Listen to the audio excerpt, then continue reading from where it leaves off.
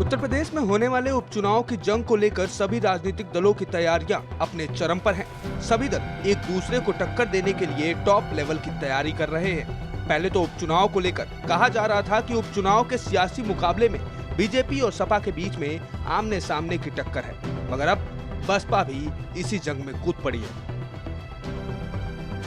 ऐसे में यहाँ की सियासी लड़ाई में बीजेपी सपा के साथ अब बसपा भी दिखाई देगी। बता दें कि तीनों ही दलों ने 10 सीटों के लिए पर्यवेक्षक नियुक्त कर दिए हैं। कांग्रेस ने सीसामऊ में किशोरी लाल शर्मा को पर्यवेक्षक बनाया है। मीरापुर में सांसद इमरान मसूद, कुंदुरकी में सांसद राकेश राठौर, गाजियाबाद तनुज पुनिया, मझुआ में वीरेंद्र चौधरी और फूलपुर में उज्जवल रमन सिंह, कटेहरी में नसीमुद्दीन सिद्दीकी को नियुक्त कर दिया गया है। वहीं मिल्कीपुर में अखिलेश प्रताप सिंह पर्यवेक्षक बनाए गए हैं।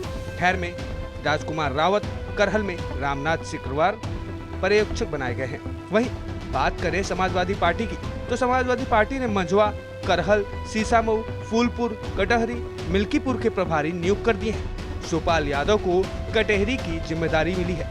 अवधेश प्रसाद को मिल्कीपुर, इंद्रजीत सरोज को फूलपुर की जिम्मेदारी सौंपी गई है। अन्य नेताओं की भी जिम्मेदारी तय की गई है।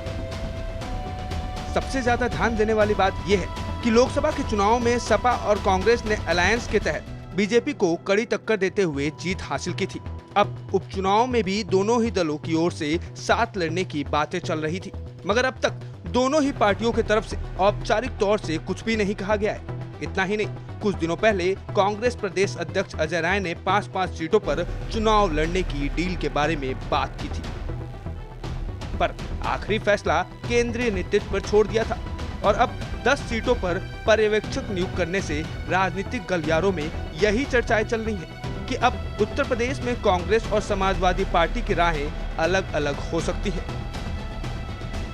सपा और कांग्रेस में अब तक कोई बात फाइनल नहीं है, तो ऐसा माना जा रहा है कि लोकसभा में साथ लड़ने वाली पार्टी अब एक दूसरे की फिर से प्रतिद्वंदी बन गई है। भारत समाचार के डिजिटल डेस्क से विश्वेश तिवारी।